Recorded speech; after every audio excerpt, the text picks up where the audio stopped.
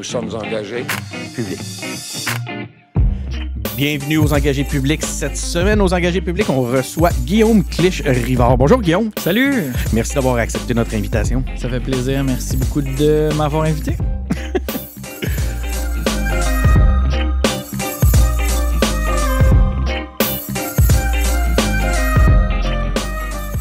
Donc, c'est ça, on reçoit Guillaume Clich-Rivard. Guillaume, encore une fois, écoute, je viens de te remercier, mais je te remercie encore. On est tout le temps, je suis toujours épaté de voir que les politiciens comme ça, vous acceptez l'invitation des petits médias comme les engagés publics.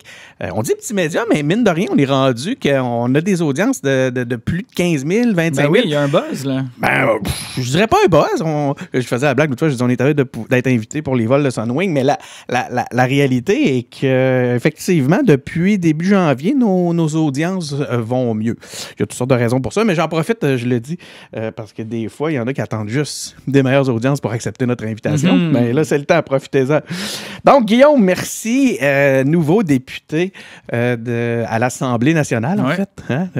J'imagine que tu es à Québec solidaire depuis un bout de temps. On aura l'occasion d'en parler.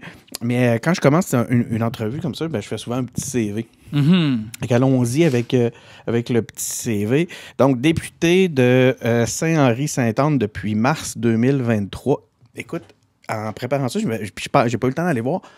Est-ce que c'était libéral depuis? Moi, Depuis presque toujours. Là. En fait, aïe, depuis que la circonscription existe, là, la fusion de Saint-Henri et Sainte-Anne pour faire Saint-Henri-Sainte-Anne, ça l'avait toujours été libéral. Oui, c'est ça.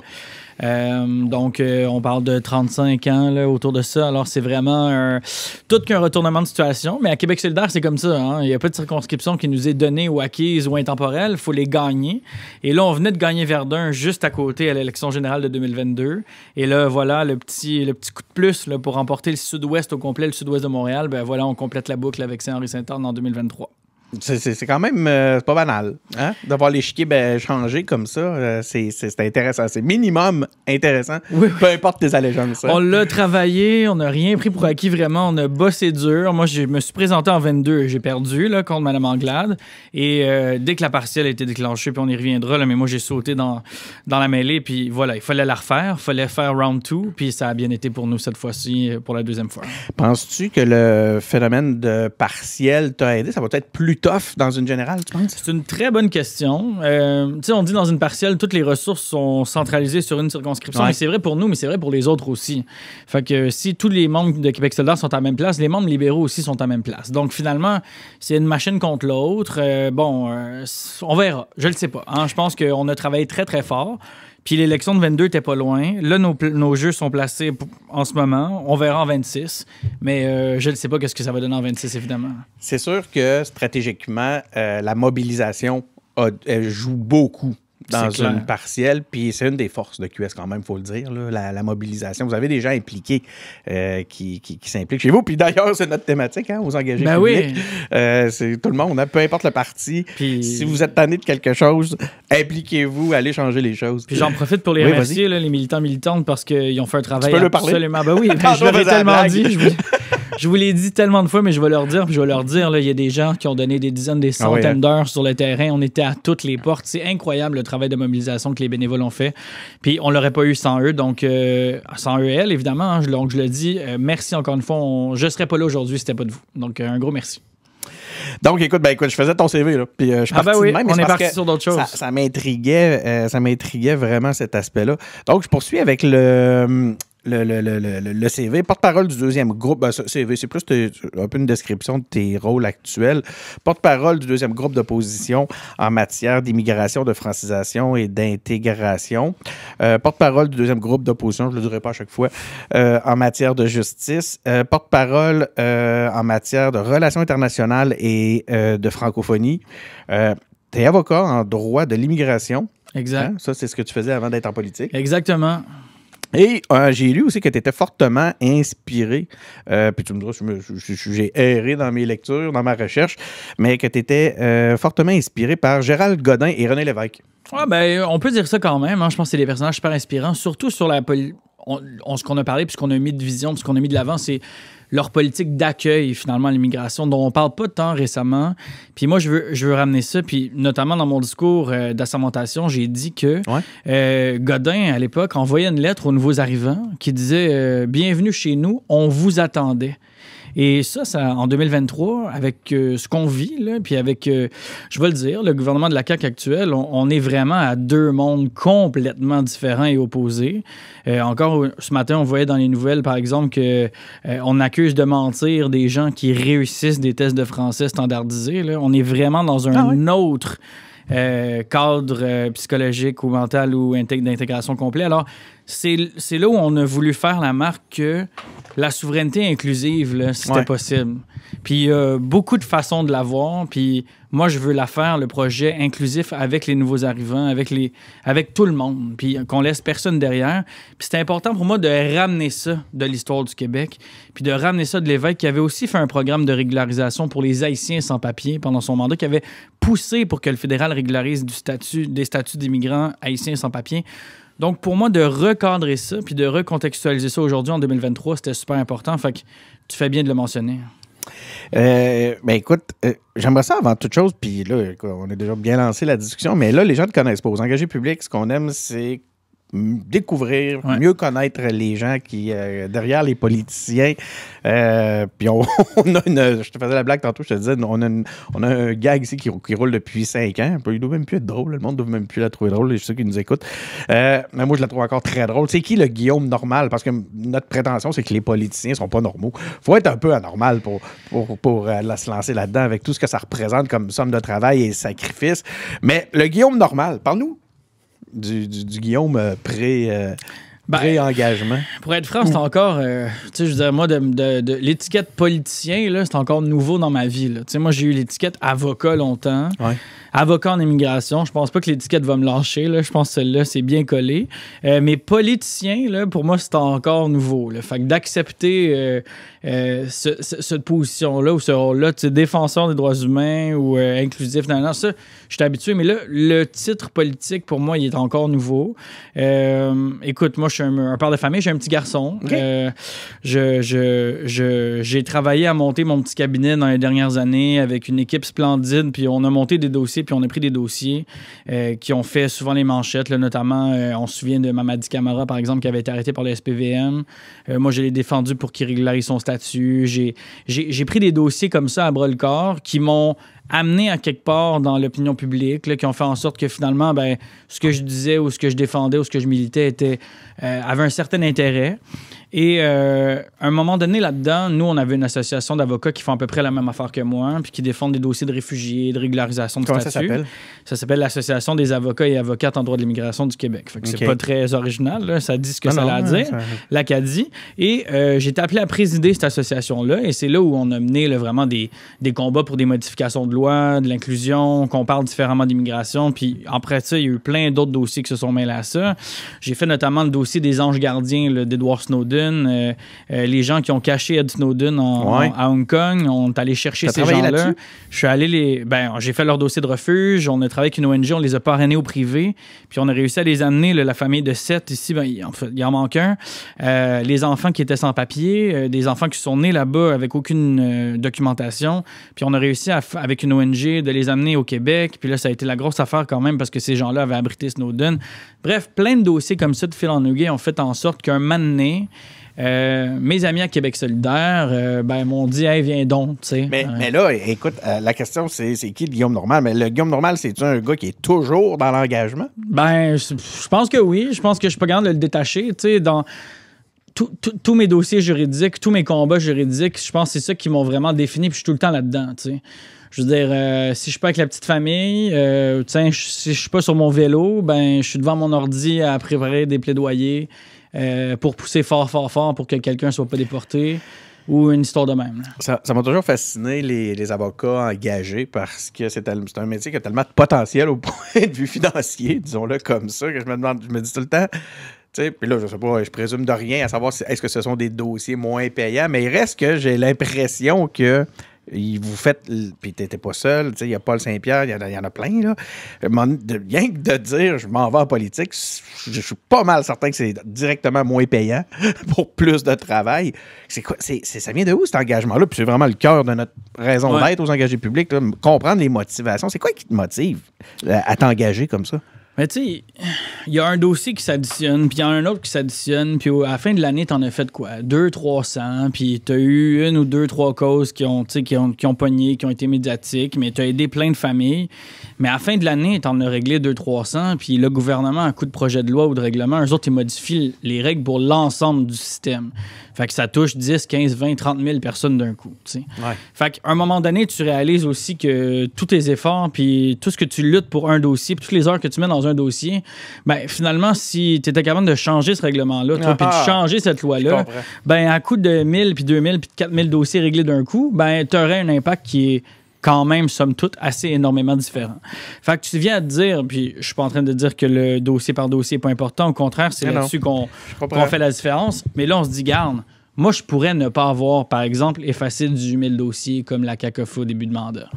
Moi, je pourrais ne pas avoir réformé, voire charcuté le programme de l'expérience québécoise, puis j'aurais pu le laisser, moi, le programme dédié aux étudiants étrangers puis aux travailleurs étrangers. Puis j'aurais pas eu à me battre pour trouver 150 solutions pour ce monde-là, dossier par dossier. Tu comprends? Fait que là, on se dit, garde, on va y aller dans l'arène, on va challenger, on va amener nos idées, puis j'espère qu'on va faire une différence macro et non pas micro.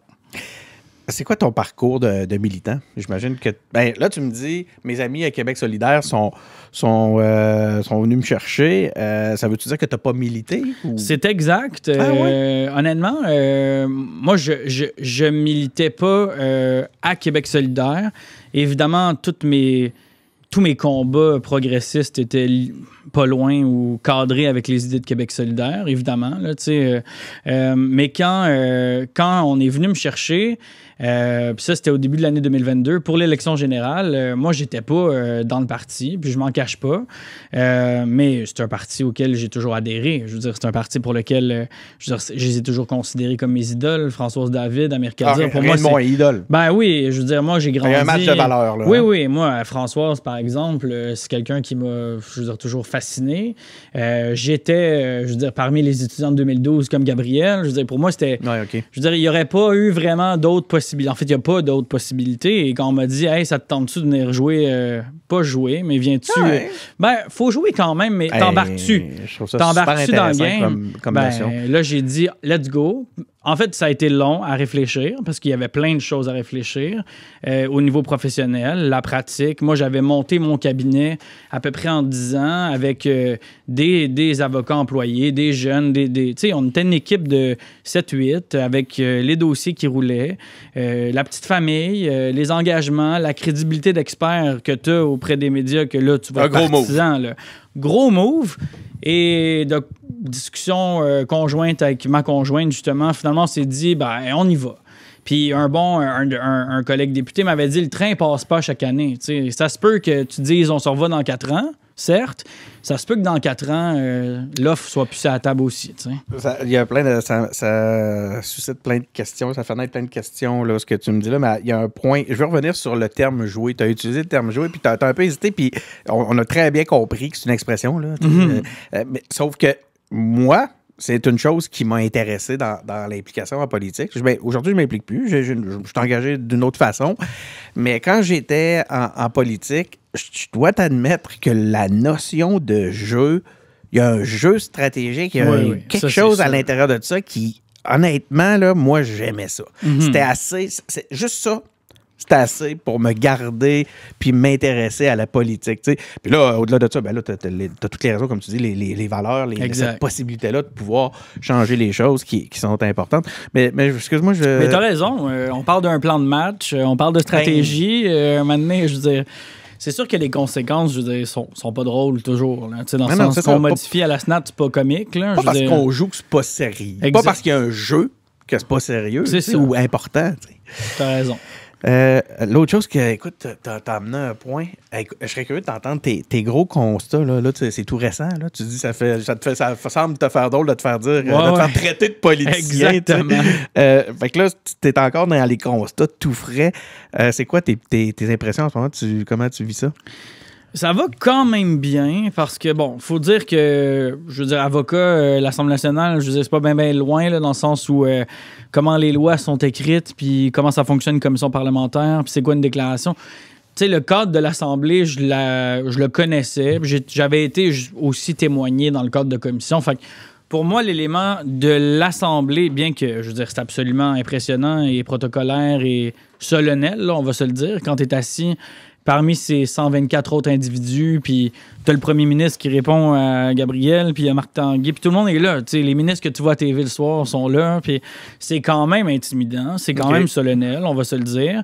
Puis tu veux pas te tromper, là. Tu veux pas être celui qui fait la clip, qui tourne en manchette. À Infoman à toutes les semaines. Tu veux vraiment pas. Tu veux être du bon bord d'Infoman. Tu veux qu'Infoman t'appelle avant pour un commentaire.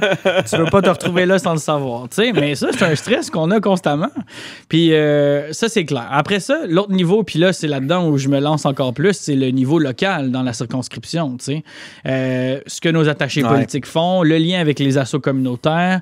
Moi, il y a 6 quartiers, c'est immense. Ça va de Griffintown, Côte-Saint-Paul, Ville-et-Mort, Pointe-Saint-Charles, Saint-Henri, la Petite-Bourgogne. C'est énorme dans le sud-ouest de Montréal. Puis là, de vraiment bien comprendre les acteurs, les dynamiques, les réseaux.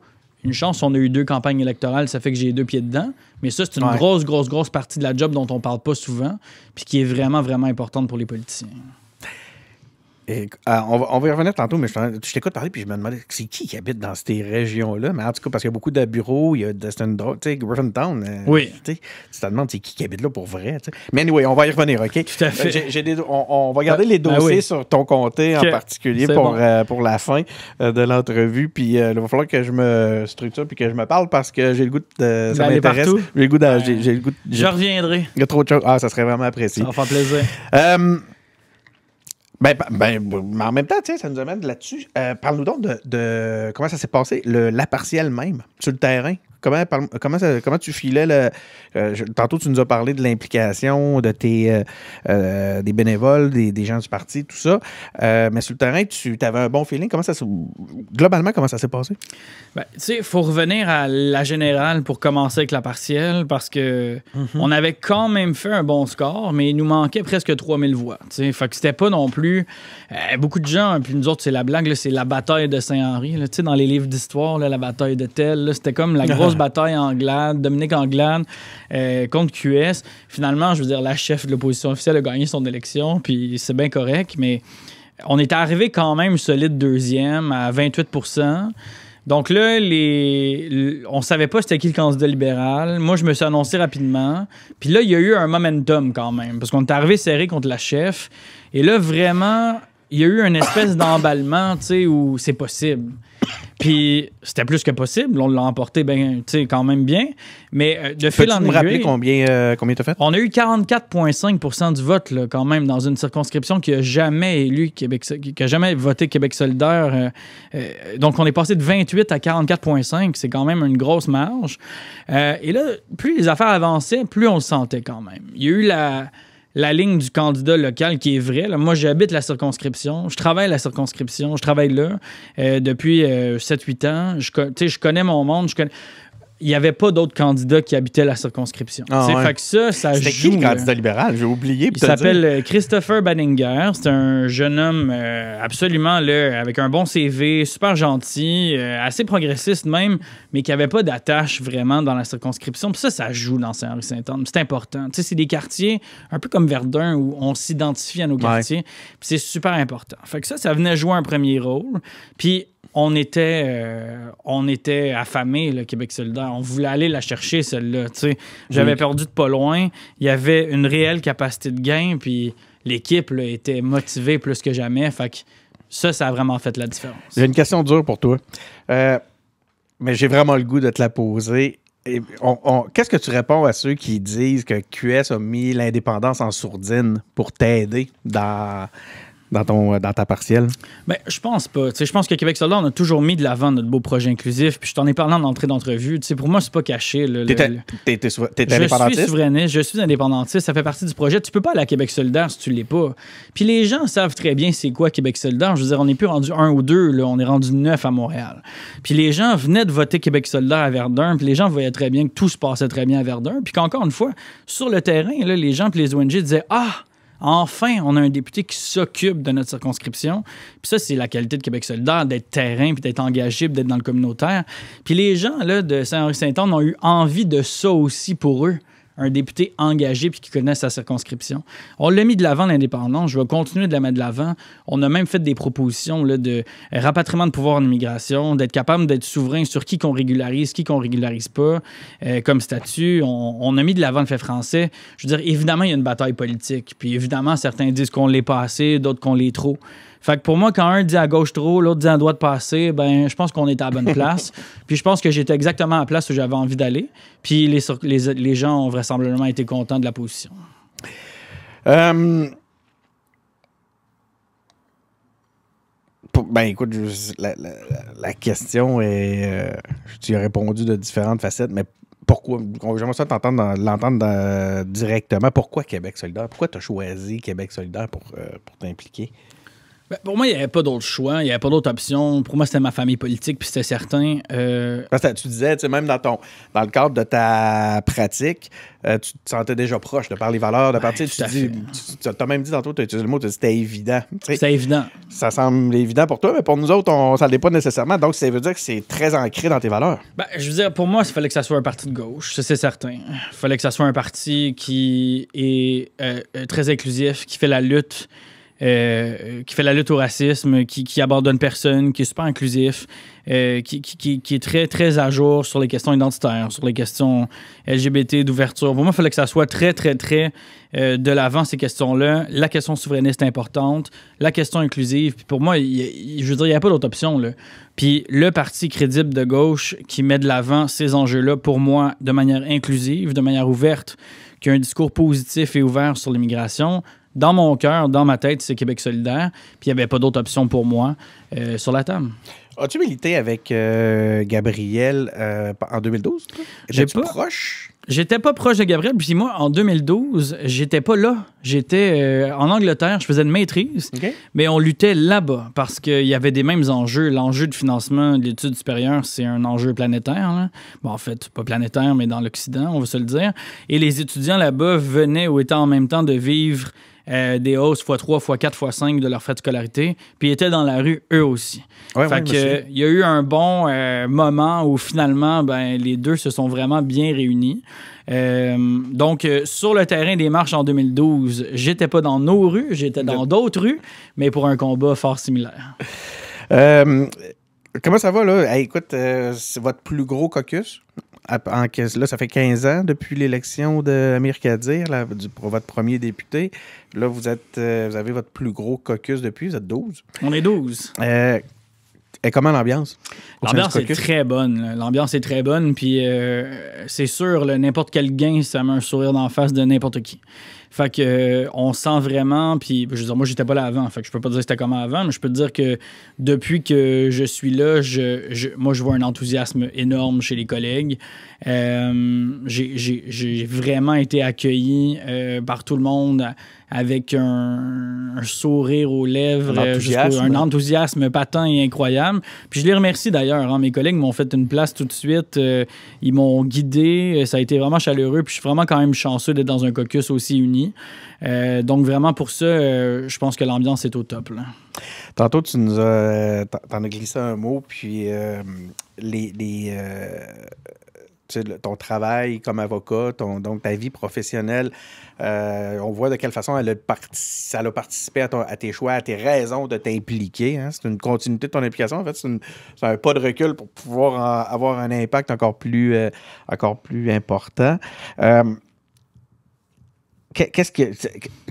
comment c'est quoi qui est en ce moment là, au quotidien, comme là, t'es le porte-parole officiel dans ce contexte-là, c'est quoi qu'est-ce qui j'imagine que ça te rend service beaucoup, que tu utilises beaucoup de tes connaissances professionnelles, mais je serais curieux de voir concrètement c'est quoi le lien que ça te permet de faire, c'est quoi les forces que ça va t'amener, en quoi ça fait de toi quelqu'un qui est plus crédible et pertinent pour occuper cette position-là?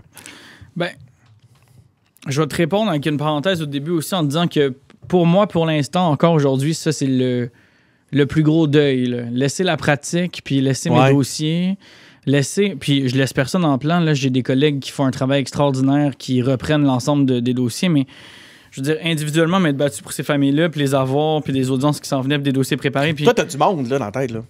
Toi, tu vois des gens. Je les ai tout le temps dans la tête. Puis ceux d'avant. Puis c'est pas une masse informe. Non. Puis je connais les noms, puis je connais le nom des enfants. Puis je veux dire, moi, mes collègues sont toujours genre, comment ça se fait que tu te souviens du nom de tel dossier? J'ai un frisson aussi. Moi, je les ai dans la tête, puis dans le cœur tout le temps. Okay? Puis je veux dire, il y a 3-4 dossiers là, qu'on n'a pas eu, puis qu'on a échappé, puis qui sont partis. Je les connais. Je veux dire, je me demande à peu près 2-3 fois par jour ce qu'ils sont rendus. Je veux dire, c'est.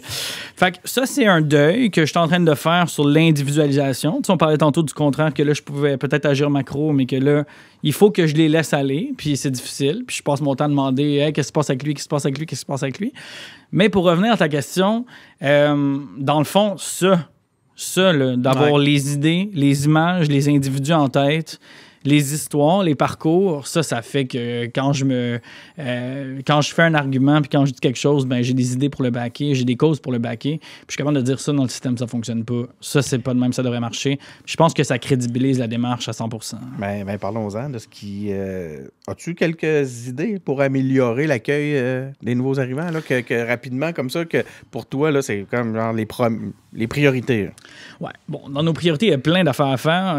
Là, cette semaine, on a appris que la ministre allait reculer sur ce qui s'appelle le programme de l'expérience québécoise. Là. Ça, c'est un programme qui était destiné à nos étudiants qui ont des travailleurs étrangers. Et en 2020, ça a été complètement charcuté, ce programme-là. On l'a vraiment compliqué.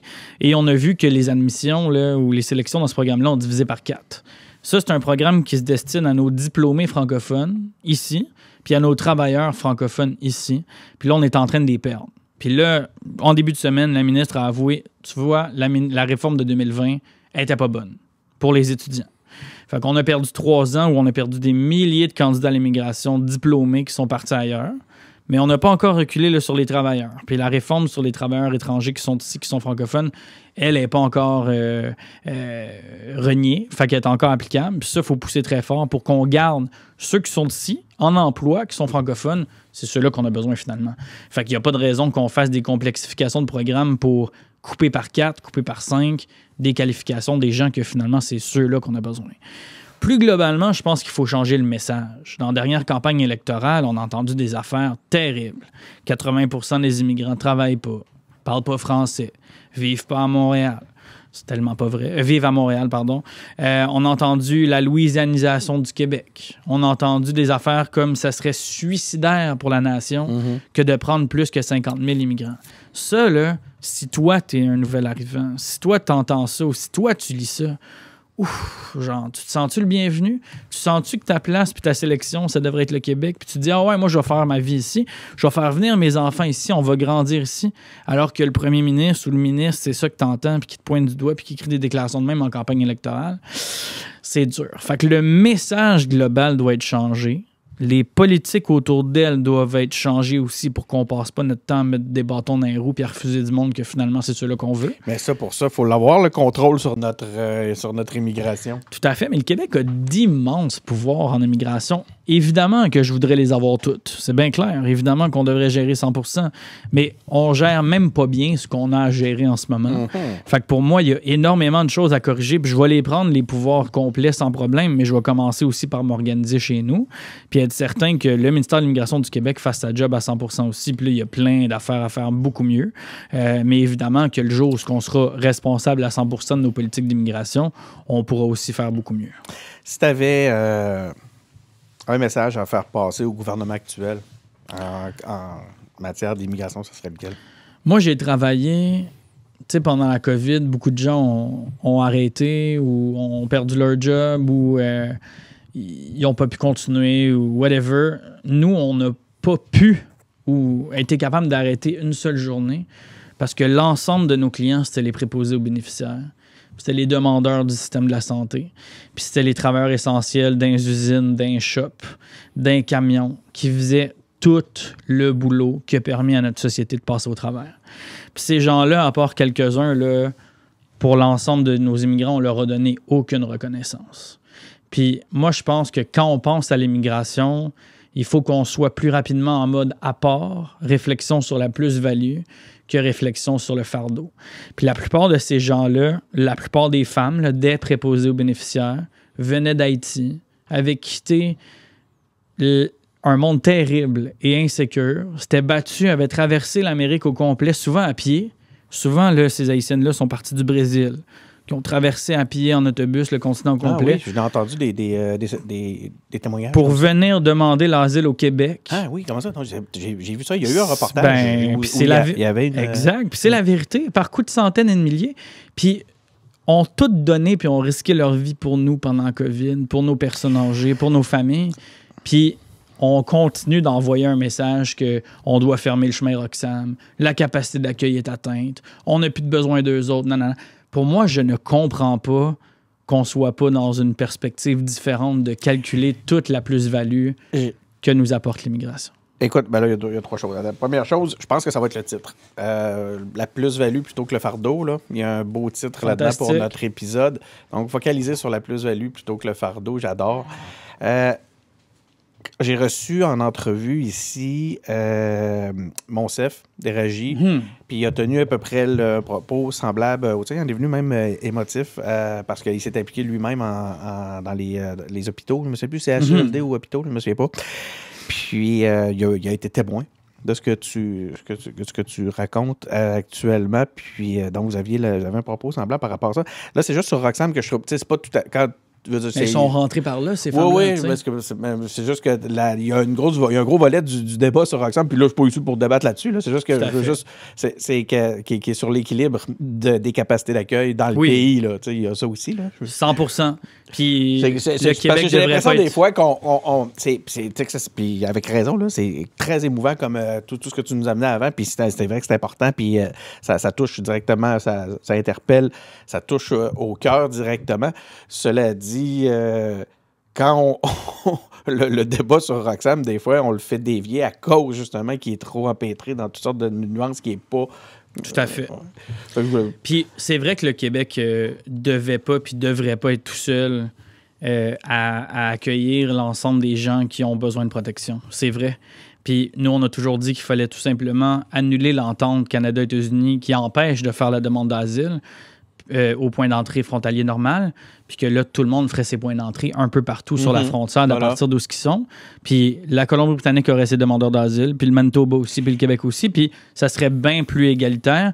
Puis on se serait peut-être pas rendu à l'écœurant titre national auquel on s'est rendu, puis ça aurait été probablement plus positif pour tout le monde. Mais ça, je trouve ça intéressant là, de t'entendre là-dessus, parce que c'est dans cette nuance-là qu'on n'entend pas assez Québec solidaire, par exemple, sur ce dossier-là. Comme si, des fois, Roxham devenait un peu comme un sujet où ce que, tu sais, comme où ce qu'on peut hey, tu sais, on aime ça, comment on dit ça, là, gratter le bobo, l'expression, mais qu'en réalité, c'est pour ça que je dis, crème, c'est important d'avoir quand même la vérité sur le dossier, tu sais. Puis là, de t'entendre, de l'amener sur cet aspect-là, dans l'ensemble de sa complexité, parce que c'est réellement très compliqué par rapport à l'aspect fédéral, je pense que vous devriez le faire plus souvent avec solidaire. Bien reçu. Moi, je suis parce que c'est de l'éducation à travers ça aussi. Ben oui, ben oui. C'est pas toujours parce que les gens sont méchants ou racistes qui parlent de fermer Roxham. Ouais, mais c'est l'impression que ça donne des fois. Je comprends. Puis c'est pas l'impression que je veux lancer. Moi, je veux leur amener des idées, des images, des familles, des vies. Puis j'aimerais ça de plus en plus qu'on soit capable d'individualiser ces histoires-là. Parce qu'on parle de 40 000, puis ça choque, puis c'est normal. Mais quand je te parle de la personne qui a amené son enfant avec lui, puis qui a traversé les Amériques, puis qui est plus capable parce que le voisin, il a dit, ben toi, je vais te tuer parce que whatever. Tu comprends? Ouais. Puis que là, elle a fait son chemin, puis elle vient au Canada, puis qu'elle demande l'asile. Ben, le Québécois, des vrais demandeurs d'asile. le Québécois va être le premier à dire ben, garde, j'ai une table de trop, garde, j'ai ça pour toi, viens ici, je vais te donner un manteau. On est tous hyper accueillants. Là. Mais il faut qu'on soit capable de présenter les histoires individuelles, puis là, nos cœurs s'ouvrent. Parce que c'est évident que 40 000, 50 000, ça fait peur, les chiffres.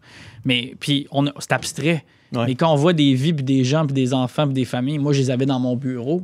Je veux dire, je pouvais pas leur dire qu'on ferme la porte, tu sais, quand t'es là devant toi. Ouais. Fait que ça, c'est un élément de réalité important. C'est un des points intéressants. Je vais sauter quelques éléments, puis je reviendrai. J'ai lu ça aussi dans les différents éléments. Attends un petit peu, laisse-moi juste le retrouver. Cette priorité-là pour laquelle tu insistes à mettre l'humain devant les chiffres. Tiens, pourquoi il est important selon toi parce que ça, c'est ce que j'y voyais selon des propos que tu avais eus ou ce que tu disais que c'était important de s'éloigner des chiffres pour aborder les problématiques de manière plus humaine.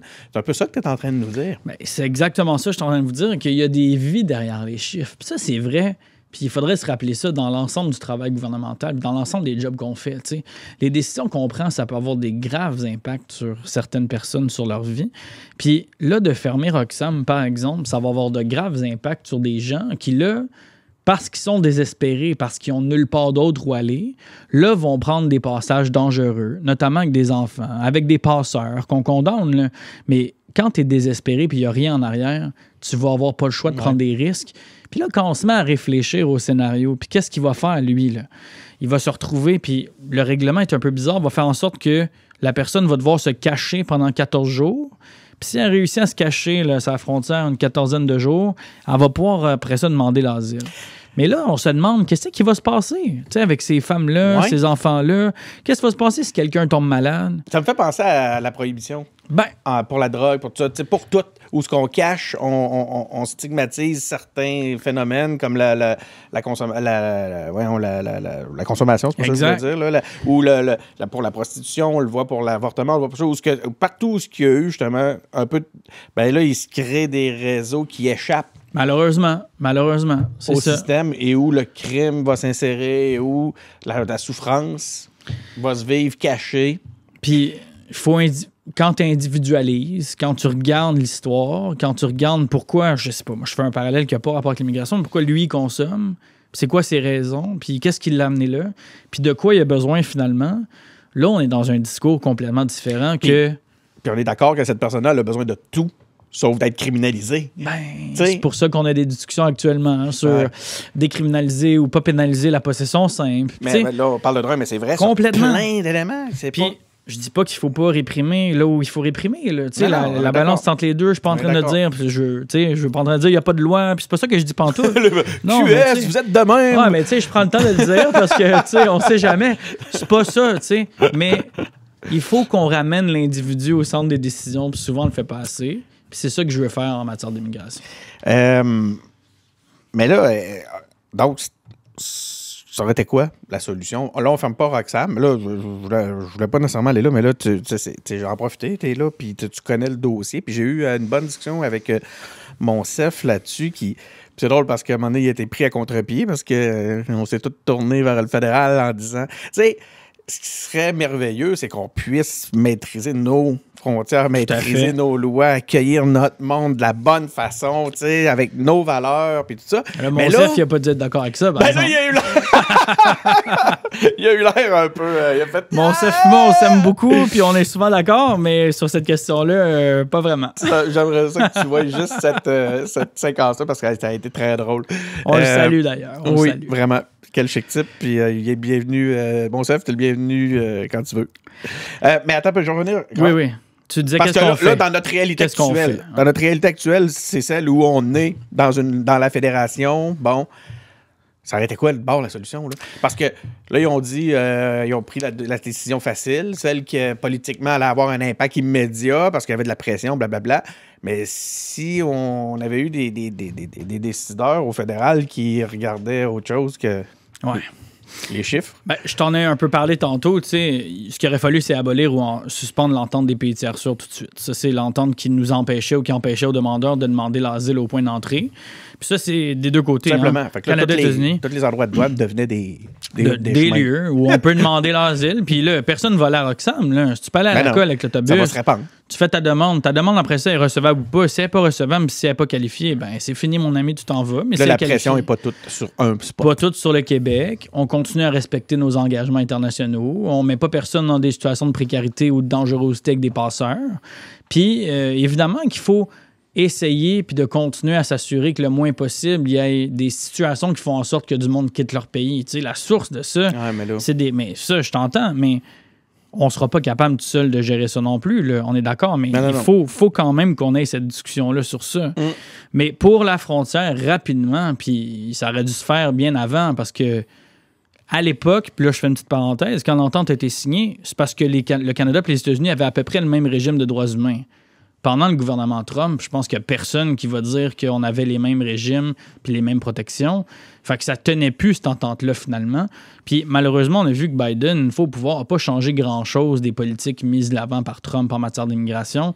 Donc, bref, la base de ce dont on parlait ne s'appliquait plus, puis on aurait dû tout simplement suspendre, voire annuler l'entente, puis on aurait réglé la question. Un autre des éléments que je voyais lors de mes petites recherches, c'était tes propos sur les politiques de division. Je pense qu'on est un peu dans la thématique, ça enchaîne bien avec ce qu'on est en train de dire. De quoi tu parlais, premièrement? De qu'est-ce que tu voulais dire exactement? Je l'ai nommé tantôt, tu sais, le fameux 80% d'immigrants ne travaillent pas, ne parlent pas français. Ça divise, ouais. Ben, honnêtement, oui. Là. Comme, je veux dire, il n'y a pas grand-chose. Puis les propos que j'ai dit, là, ça serait suicidaire d'accueillir un immigrant de plus que 50 000. Pour moi, là, c'est pas de cette façon-là qu'on devrait aborder un thème qui vise des gens, des individus, des enfants, des familles. Donc, puis je vais faire un très grand travail, puis je vais lutter très fort pour pas tomber là-dedans, moi, de l'autre côté. Puis d'être le plus nuancé possible, puis d'amener des vrais scénarios, des vraies solutions, puis de pas tomber dans... Puis tu vas pas m'entendre dire on accueille tout le monde, il n'y a pas de frontières. Tu sais, c'est pas ça mon message non plus. Je pense qu'il y a un équilibre entre les deux. Puis qu'il faut qu'on ait des propositions constructives, inclusives, puis qui fonctionnent pour les Québécois, Québécoises au final. Tu sais. Puis on a 200 000 emplois disponibles en ce moment. Tu sais. On a une courbe démographique qui fonctionne pas. On peut se servir de l'immigration pour attaquer le déclin du français. On devrait le faire davantage. Il y a des millions de francophones. Je pense que la survie du français passe par là. Je veux dire, il y a des millions de francophones, Maghreb, name it, partout, haïtiens, qui voudraient venir pour contribuer au fait français. On peut avoir une plus-value, puis même pense culturellement, là, Boucard Diouf, Kim Thuy, Dany Laferrière... Non, mais tu l'as dit tantôt. Excuse-moi, rappelle-le-moi, là, je disais, ça va être notre titre, ça va être focalisé sur... Je me souviens pas c'était quoi. La plus-value... La plus-value plutôt que le fardeau. Le fardeau. C'est ça. Mais ouais. Mais non, mais pensons-y à l'apport culturel de tout ce monde-là, tu sais, puis comment ils façonnent l'image du Québec à l'international, puis regarde nos sportifs de compétition, puis regarde qui gagne des prix à l'international, puis qui sont donc fiers d'être Québécois, Québécoises. Ben, c'est de ça qu'il faut souligner, puis c'est de ça qu'il faut se rappeler. C'est quoi les principaux obstacles en politique pour justement... En fait, c'est quoi les principaux obstacles qui nous empêcherait de cesser. C'est drôle parce que j'ai comme une double négation dans mon truc. Mais c'est quoi les gros obstacles qui font que on peut pas on réussit pas à se départir de cette logique-là de politique de la division à travers le temps? Parce que c'est pas des procédés nouveaux en politique, là. On voit pas ça seulement depuis là. Bon, là, toi, t'as un gouvernement à attaquer, mais c'est pas nouveau. C'est pas nouveau, mais c'est pas tellement non plus. La politisation de l'immigration, c'est pas si vieux que ça non plus, tu sais. Du point de vue provincial, en tout cas, tu sais. Les seuils d'immigration avant le gouvernement caquiste étaient sensiblement les mêmes. Il n'y avait pas énormément là, d'articles ou de scandales là-dessus, tu sais. Là, on est venu jouer là-dessus. Tu penses que c'est vraiment stratégique? Tu penses est-ce qu'ils sont maladroits ou ils ont vraiment dans leur stratégie, on va jouer là-dessus? Je sais pas c'est quoi l'intention. Je veux pas leur donner, tu sais. Mais moi non plus, je suis comme, voyons. Je le sais pas. Je veux pas leur donner ou leur prêter d'intention. Puis je pense que c'est pas ça non plus. Puis quand je suis inclusif, quand je dis que je veux un discours inclusif, je veux pas non plus targuer personne. Je veux pas non plus, tu sais, toi t'es de même, puis toi t'es de même, c'est ça qu'il veut faire. Parce qu'après ça, je suis quoi, moi, finalement? Je suis en train de jouer à la même game. Fait que, tu sais, moi, ça me tente pas de jouer à ça. Puis il me dit, tu penses-tu qu'il est temps, puis qu'il est ci, puis on colle pas des noms, puis on trouve des solutions ensemble. Puis, tu sais, moi, c'est plutôt vers là que je veux aller. Après, tu sais, là, je vois que cette semaine, par exemple, la ministre Fréchette vient de reculer sur une réforme de 2020. Tu sais, il y a des constats lucides qui se font, il y a des analyses qui se font. La CAQ a dit que finalement, il augmenterait probablement les seuils pour l'année prochaine. Tu sais, il y a une discussion puis une évolution, puis moi, je veux participer à l'évolution de ce discours-là, puis non pas d'être tout le temps celui « on sait bien, vous n'êtes jamais content », tu sais. Moi, je vais y aller plutôt en mode propositionnel puis être engagé dans le débat puis trouver des solutions avec eux autres. T'sais. Donc, tu tends la main à tes collègues de l'Assemblée? Tout le temps. C'est ce que j'ai dit en commençant. Je vais essayer d'avoir l'approche la plus collaborative possible. C'est même tu vas rendre service finalement à tes clients ultimes qui sont? Les Québécois, les Québécoises. Et les nouveaux arrivants. C'est sûr. Dans ce contexte. Mais certainement. Mais pour le Québec. Pour le Québec. Avec ce qu'on vient de dire. Ben, tout le monde a intérêt à ce que exact. c'est une richesse. On l'a dit.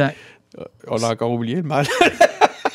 C'est ce que je pense. La plus-value et non le fardeau. Voilà, fardeau. Exactement. Ça va être un beau running gag pour l'épisode. Les gens vont comprendre que c'est le titre. Ils vont le savoir plus que nous. Hey, écoute, je t'avais dit tantôt, on a 40 minutes, on a rendu à 45 minutes. Je dit, à 30 minutes, tu commences à descendre. Okay. Je suis comme, est-ce qu'on... Je vais te poser ma dernière question pour notre entrevue d'aujourd'hui. C'est sur je t'avais dit qu'on parlerait plus tard de ta circonscription. Moi, j'ai besoin de la comprendre, cette circonscription-là. Tu sais, on est à Charlebourg. Là. Vous le savez, chers auditeurs, le Bureau de Québec des engagés publics est à Charlebourg. On est loin, là. Cela dit, j'ai travaillé pendant des années. Le bureau où je travaillais était à Griffintown. Fait que j'ai vécu Griffintown de jour. Puis je me dis, y a-tu du monde qui habite là? Griffintown, en fait, même j'habitais à l'hôtel. Puis les hôtels où j'habitais étaient...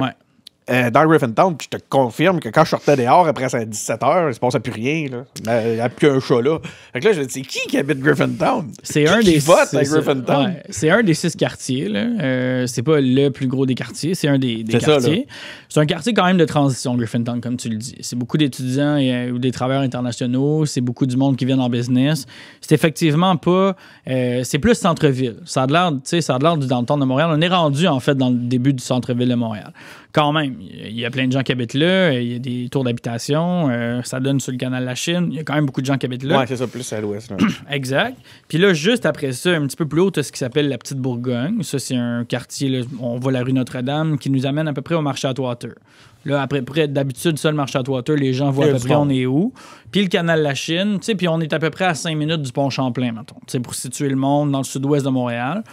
Puis ça, juste après, c'est le quartier Saint-Henri, qui est le quartier historique là, qui donne sur le canal de la Chine. Puis on a les deux côtés du canal. Fait que le côté ouest, le côté est, donc qui nous donne Pointe-Saint-Charles, Ville-et-Mort et Côte-Saint-Paul, qui sont là des quartiers plus francophones, historiquement plus ouvriers, qui donnent un bon melting pot, mais qui vont aller jusqu'à des maisons de ville. Tu sais, dans le fond de Ville-et-Mort, Côte-Saint-Paul, c'est pas des tours à condos, puis c'est des maisons avec un driveway. Je veux dire, pas bien différent d'ici, là. Fait qu'il y a vraiment une énorme disparité en termes de type d'habitation, en termes de classe sociale, ça c'est sûr. En termes d'origine, on a 40% d'anglo-allophones dans la circonscription. Fait que c'est seulement 60% francophones, mais c'est un gros melting pot de gens qui sont tous ensemble puis qui sont fiers d'être du sud-ouest. Là. Nous autres, c'est ça le trend du sud-ouest. Une unité? Tout à fait. Puis le grand sud-ouest avec Verdun juste à côté, ça c'est quelque chose. Nous autres, on dit le sud-est, là. C'est le nom des festivals l'été, justement. Les deux côtés du canal, puis c'est pour ça qu'on est tellement content d'avoir Verdun aussi, parce que ça complète le grand sud-ouest. Puis c'est des quartiers frères et sœurs, des quartiers qui se regardent. Je veux dire, moi, mon petit, il va à la garderie à Verdun. Tu sais, je veux dire, c'est à côté. Là. Je vais en vélo, ça prend 5 minutes. C'est vraiment des quartiers communicants. Les populations, c'est super intégré. Puis il y a une fierté du Sud-Ouest comme il y a une fierté du plateau, comme il y a des mouvements identitaires que, ça c'est le Sud-Ouest, puis c'est connu pour nous. C'était à moi de sortir de mon Griffintown à ce moment-là. J'aurais découvert, j'aurais fait des belles découvertes. On aime Griffintown, mais c'est différent. C'est très différent. Puis c'est vrai que le monde sont moins là résidentiellement, puis sont plus là de passage pour la job, comme t'en es un bon exemple. C'est un bon exemple. C'est quoi les grands dossiers?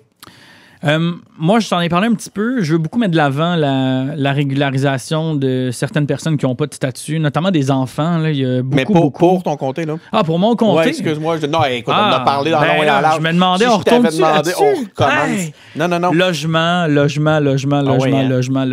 Pénurie de logement, crise du logement, rénoviction, éviction. Protection des personnes âgées qui se font évicter aussi, construction de logements social.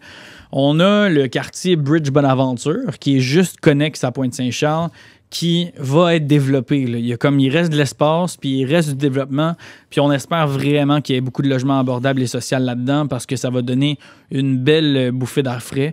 Mais les gens ont de la misère à se loger, les gens ont de la misère à payer leur loyer, des hausses de loyer. C'est vraiment difficile. C'est vraiment, vraiment difficile. Ça doit être cher. Puis il y a des familles qui me disent je m'en vais à l'ouest, je m'en vais à l'ouest, je m'en vais à l'ouest, mais maintenant, même à l'ouest, il n'en reste plus de place. Là. Fait qu'il faut vraiment qu'on ait une grosse réflexion puis un gros chantier de logement. Parce que moi, j'en ai fait du porte-à-porte dans les derniers mois. Là. Des apparts vides là, parce qu'ils sont insalubres. J'en ai vu. Puis des blocs condamnés, j'en ai vu. Il y a beaucoup de promoteurs. Il y en a beaucoup. Puis du Airbnb, j'en ai trop vu. Dans nos quartiers centraux résidentiels, peut-être à Griffintown, il peut y en avoir, mais dans le quartier centre où il n'y a pas de personnes, où tout est de proximité puis résidentiel, je dirais, il ne devrait pas en avoir 500 là, des annonces. Là. Puis il faut qu'on construise le logement, il faut que ça soit rapide, il faut que ça soit accessible. On n'a pas le choix. Coût de la vie, c'est lié à ça parce que plus cher tu payes ton loyer, plus difficile ça va être de payer pour le reste de tes affaires. Puis évidemment, les gens me parlent quand même beaucoup de la crise climatique. Les jeunes m'en parlent beaucoup. Les luttes au changement climatique, qu'est-ce qu'on peut faire, comment on peut aider, parce qu'on est directement impacté. C'est sûr que dans une circonscription super dense comme celle-là, tu sais, je veux dire, les réponses, c'est plus de transport en commun, plus de transport actif. Il n'y a pas 1 million d'affaires qu'on peut faire dans la circonscription, mais il faut qu'on porte le message. C'est ça. Il faut qu'on porte le message, il faut qu'on fasse de la pression parce qu'il n'y aura pas de deuxième planète. Là. Puis il faut qu'on commence à se rentrer ça bien comme il faut dans le fond de la tête. Ouais. En espérant qu'il n'est pas trop tard. Hein? C'est parce que c'est pas encourageant ce qu'on lit au quotidien, encore cette semaine là, avec les glaciers. Hey, on va essayer de se laisser sur une note un peu plus positive. Merci beaucoup. Tu regardes mon chien passer.